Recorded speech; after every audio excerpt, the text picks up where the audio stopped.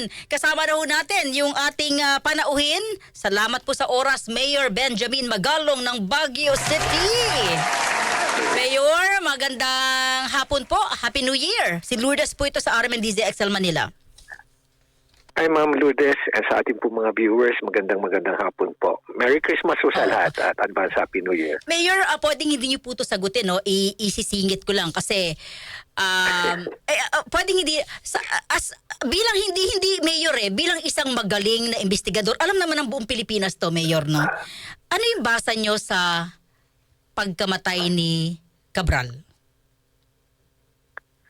Well, ako na nagsasabi mo, indicators, looking at all circumstances, yung facts na na-establish natin, at yung mga ebidensya, definitely walang duda-duda na si Yusek Cabral yung namatay. No? Second is, definitely walang foul play. So it's purely a suicide. Okay, at least direkta ho kayong may ganyaang pahayag. Kasi yung iba sinasabi na hulog, pero kayo ho, binanggit nyo na sa tingin nyo, ito po ay suicide. And ito po ba yung nakikita nyo konektado sa flood control issues? Yeah, most probably yun ang nag-trigger doon. Siyempre, maraming anomalya na kung siya, no? She's involved sa maraming anomalya, especially yung pag-alat ng funds para sa mga big ticket projects like flood control projects.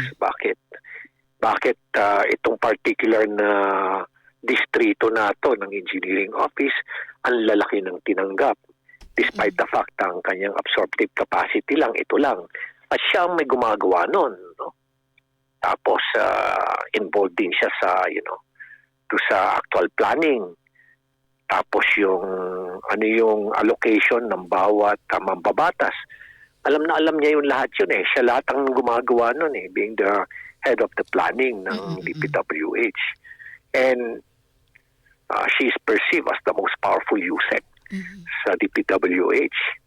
In fact, she's even capable of allegedly countermanding the order of her secretary. Pero bakit po walang kaso sa kanya, Mayor?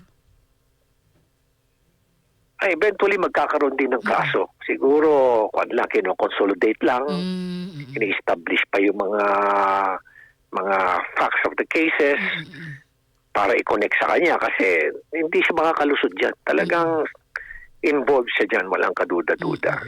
Okay, Mayor. Involved siya dyan. Opo. Ano na po ang kinabukasan ng ICI? Sunod-sunod na pong nagbitiw yung inyo po mga kasamahan. Well, since there are only 3 commissioners, at siyempre kung may quorum ka, 2, no, majority. Ngayon, iisa na lang. Definitely, wala nang kanyan. Ibig sabihin, wala na siyang, hindi niya na ma-perform yung kanyang mandate. Mag-isa na lang. So, eventually siguro, ma-dissolve din yan. Okay, so paano ho? Sa tingin niyo tama na, tapos na ba itong ICI at yung investigation? Pero Mayor, hindi pa ho masaya ang publiko kasi wala po yung sinasabing big fish talaga na nakakulong sana bago ang Pasko.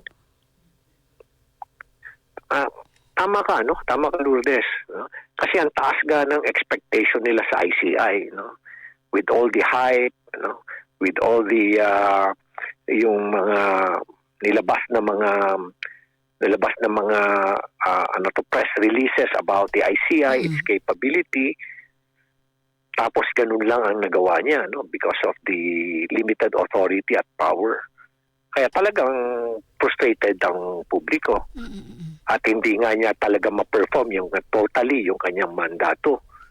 And besides, kung titingnan mo, napakaraming kaso, napakaraming anomalya, infrastruktura, ina-scratch lang natin yung surface. Kumbaga sa iceberg, hindi nga natin pwedeng tawagin tip of the iceberg. No? Talagang wala pa nga sa tip yung na-scratch dahil sa napakadami. Pero unfortunately, nag-resign. Ang question ngayon is, kung mag-appoint ng ibang mga commissioner para sa ICI, yes, siguro pwedeng mag-appoint. Ano? Pero sino may gusto? Ano?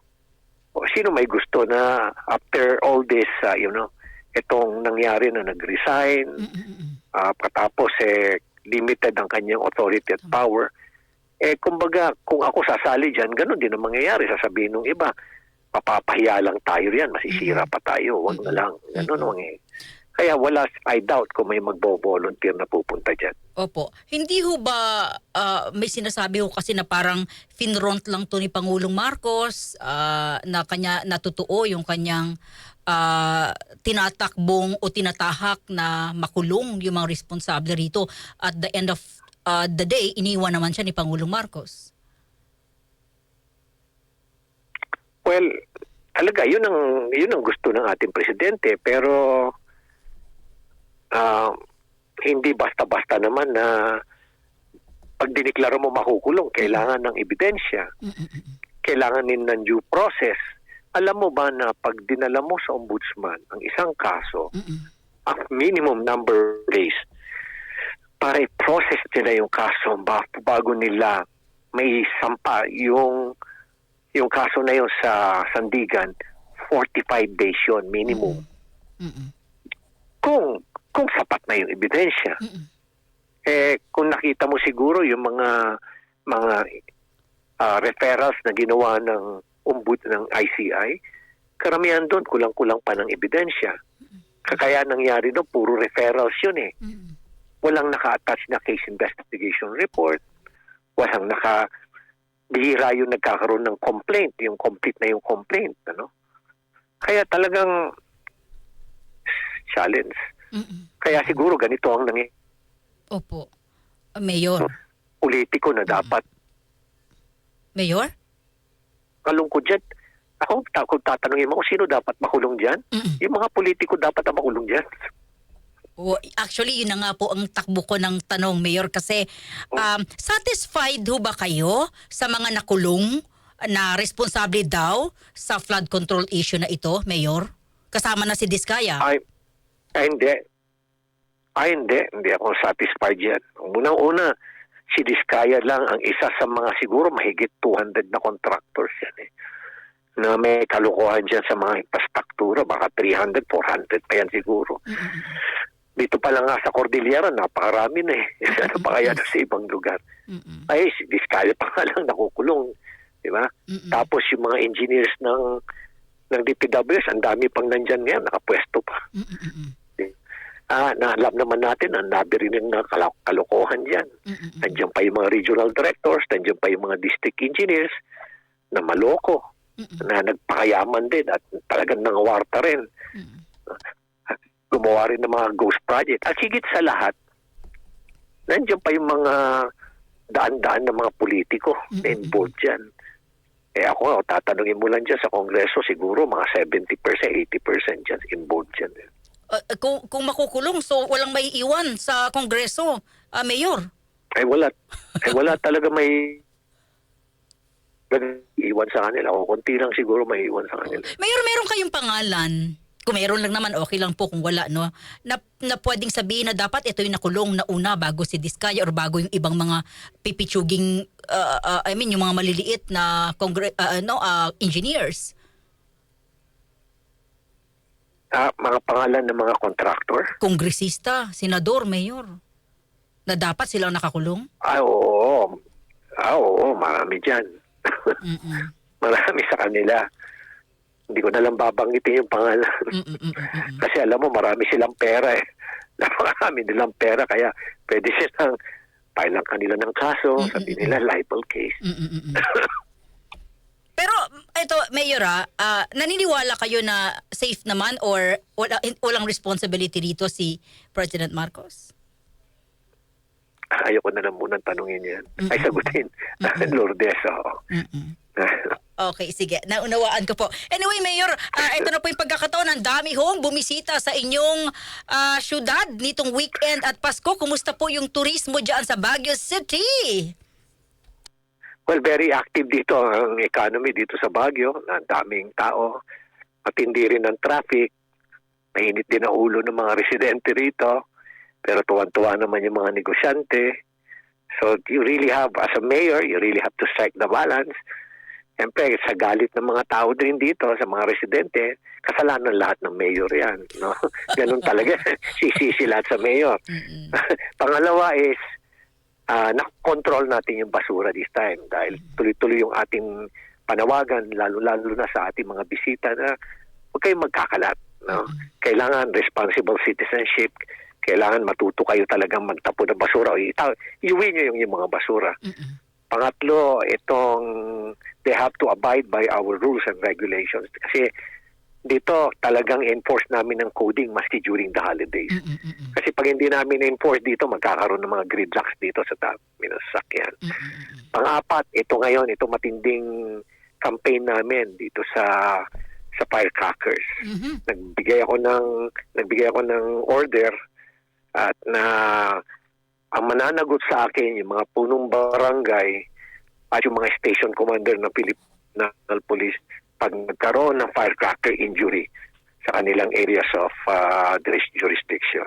Mayor Palinaw matindi po. ngayon yung campaign. Mayor Palinaw po, itong firecracker, ano ito, bawal magpaputok? Meron lamang pong designated area para sa pagpaputok? Well, dito sa Baguio, totally bad ang firecrackers. Pero yung may mga sites kami na pwede kayong magpalipad ng mga ano ba tawag natin doon? Fireworks. Pwede yun, mga fireworks. Pwede. So, may mga designated at may mga permit yung mga certain areas, certain hotels, certain establishment na nagmanifest at nag-apply ng permit para pwede silang display ng fireworks. So ano po yung punishment sa police, kapitan na merong Yes, Mayor. Term na imbestiga ko, Una-una, they have to go through an procedure. Papa-explain ko yan. Pag hindi ako satisfied sa kanilang explanation at base doon sa aming sariling investigasyon na walang kakaunti lang o limited lang yung effort nila para talaga kontrolin o kaya i-monitor yung mga illegal na discharge ng mga firecrackers or fireworks, talagang we will file administrative charges against them. Opo. Mas marami yung mga police naman, Yes, go ahead, yung mga police naman, outright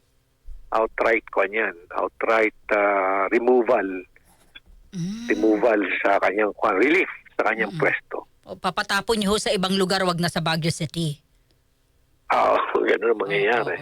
Kaya talagang ikot sila, nagkakaroon ng announcement, pati sa gabi, nagkakaroon sila at gumagamit sila ng mga trumpet para talagang i-remind ang mga residente namin dito, kaya mga bisita na bawal po ang pagpapaputok.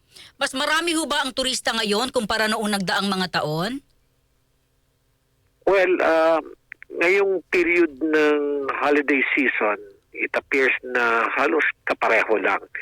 Pero overall, in terms of arrivals of tourists for the year 2025, mababa kami ngayon. Ano po yung mga paghahanda niyo po sa Panagbenga Festival? Well, nagkaroon na kami ng meeting. At ito nga, mas dadami pa yung mga nag-a-apply o kaya nag-submit ng letter of intent to join the street parade at yung pati na rin yung float parade. So we're expecting again an influx of people ngayon. Baka dahil nga na nakita nila na talagang quality yung ating mga floats at quality rin yung mga celebration natin ng Panagbenga, malamang siguro baka dadami rin uli ang ating bisita. Kaya nandun pa rin yung ating safety and itong security plan natin. Tuloy-tuloy pa rin namin nire-review yan. Pero since it is very effective during the previous celebrations, konting-konti na lang na revisions ang ginagawa namin. Mayor, nasa iyo po yung pagkakataon, mensahe po niyo sa ating mga kababayan? Well, unang-una po, gusto ko pong batiin kayo ng Merry Christmas, Happy Holidays, at advance Happy New Year. Ipapa-remind ko lang po sa ating mga kababayan na dito sa Baguio, bawal po ang firecrackers. Sana po iwasan po ninyo dahil matindi po yung aming kampanya dahil we want the celebration of the New Year to be safe and secured. Sa ating po mga bisita, please follow yung aming rules and regulations. Sa mga iba pa hong gustong umakyat, magdala po kayo ng makapal na mga jacket dahil talagang lumalamig na po rito sa syudad ng Baguio. One thing that I can assure you, very safe po kayo rito at very secured. Napakababa po ng ating krimen. Napaka-effective po ng ating mga lawmakers pagdating po sa crime prevention at crime suppression. Maraming salamat po. Mayor, maraming salamat. Mabuhay po kayo. Mabuhay po ang Baguio City. Magandang hapon, Mayor. Thank you, Lourdes. Maraming salamat po.